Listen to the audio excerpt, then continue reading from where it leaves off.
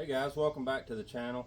So as you can see here, we're behind our HDT. This is a 04 Freightliner Columbia. We've converted it to pull our camper. I've had all different types of hitches on this thing.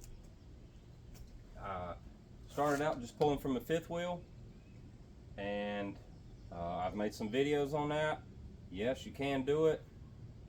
Some people have said that they have broke their campers doing that. I think you just got to use a little common sense.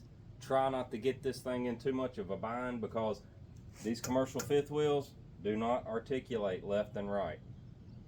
So I pulled like that, never had an issue that I was aware of.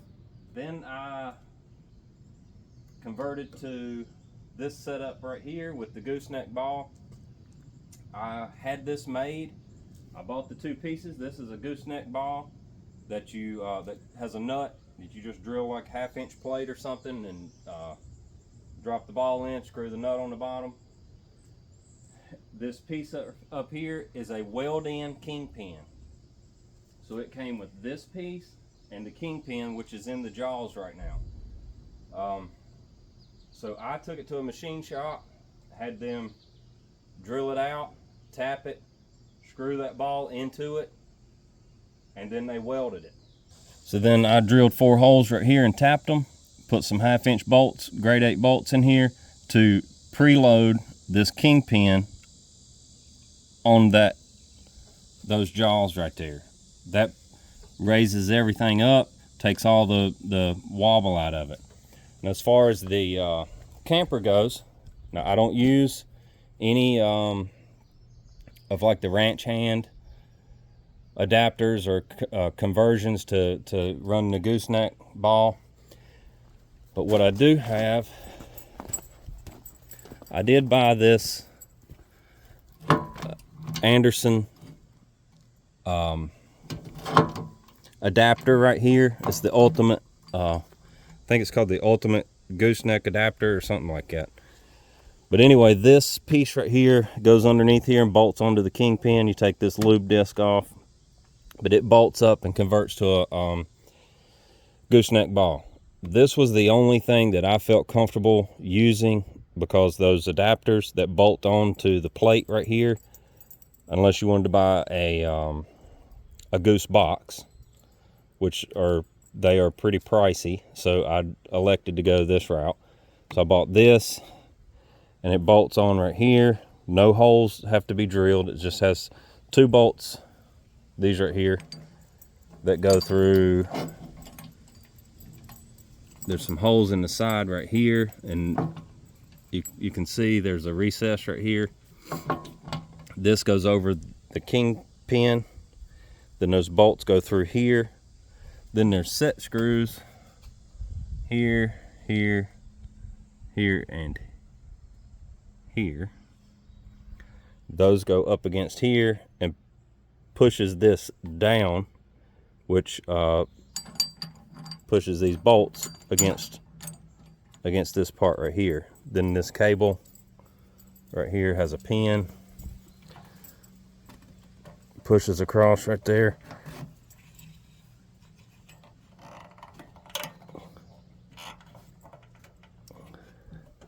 That locks it into the gooseneck ball. That goes over the gooseneck ball. So that was my latest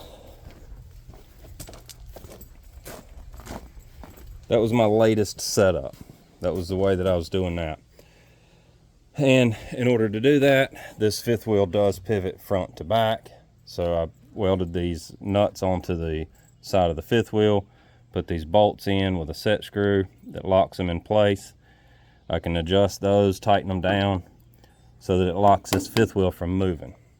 Now, all I have to do is loosen those 4 nuts on the top of this adapter right here. So then I'll just pull my pin. That'll open the jaws up, and I can take that adapter out. Loosen this little Allen set screw right here. Run these up to where they're flush with the top of the fifth wheel. That gives me all of my front to back pivot back to the fifth wheel. then I can pull a commercial trailer with it. So I do that because I'm not licensed to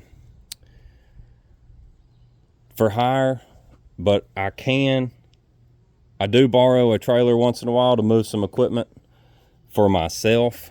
So it's not commercial use.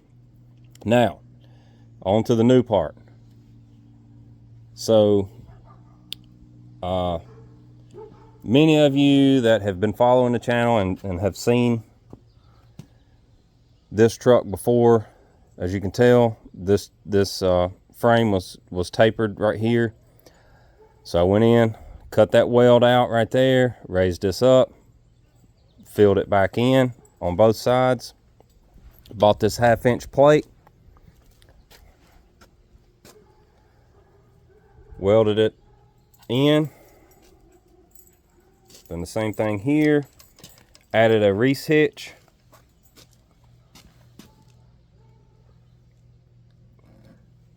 drilled and tapped this 1/2 inch plate, which is also welded straight to the end of the frame. Drilled and tapped it, added the pintle hitch, put my D-rings back on for safety chains, put a new light plate in there, added a new 7-way RV plug, and I just made a video on that, so I'll put a card at the top of this video right now. You can go check that out on how I wired that in. I also explained how everything works. Some of you may know what this hole is for.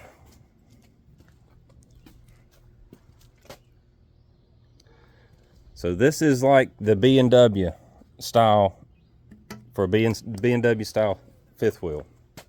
And now, my last step is going to be hooking this to the camper and seeing how level it is. So, guys, that should be my last thing.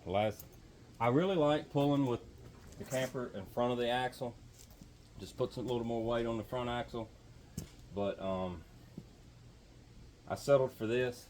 This is going to be a good option. It's also going to open up my bed area where I can put some more stuff in there and not have to worry about getting into it with the camper. But so yeah, that's the route that I'm going. Hey guys, I got to jump in real quick. I was editing this video and I actually recorded the video you were just watching a year ago, and I'm just now getting around to editing it. So as you can see, this is not the fifth wheel that's in the video. This is the B&W flatbed companion fifth wheel. Now, the fifth wheel that was in the video is the original B&W fifth wheel, companion fifth wheel, that goes in a regular pickup bed. So as you can tell, this is right smart shorter. If I had to guess, it was somewhere between 4 to 6 inches shorter. The one that was on it after I hooked it to the camper was just way too high. I had the fifth wheel set as low as it would go. I had the fifth wheel plate on the camper as high as it would go. So it was just too tall. And I ran across this one on Facebook Marketplace. A guy had this, and he had a Dodge pickup with a regular pickup bed on it, and he had bought this off of Marketplace from a guy, and the guy didn't tell him that this was for a flatbed only. So the way this is built, it will not work in a pickup bed. So we traded even. So that worked out really well. So, and now this sets just like I want it to. There you go. I just wanted to jump in and tell you guys that that fifth wheel was too tall for my application, so I had to switch to this one, which works out a lot better. I just wish I would have known at the time, and I would have set this fifth wheel all the way to the back and gained even more room behind the cab. I hope you enjoyed it. I hope it was informational, and if you did, give it a thumbs up. If you hadn't already, go down and subscribe. We sure would appreciate it. And we'll see you next time.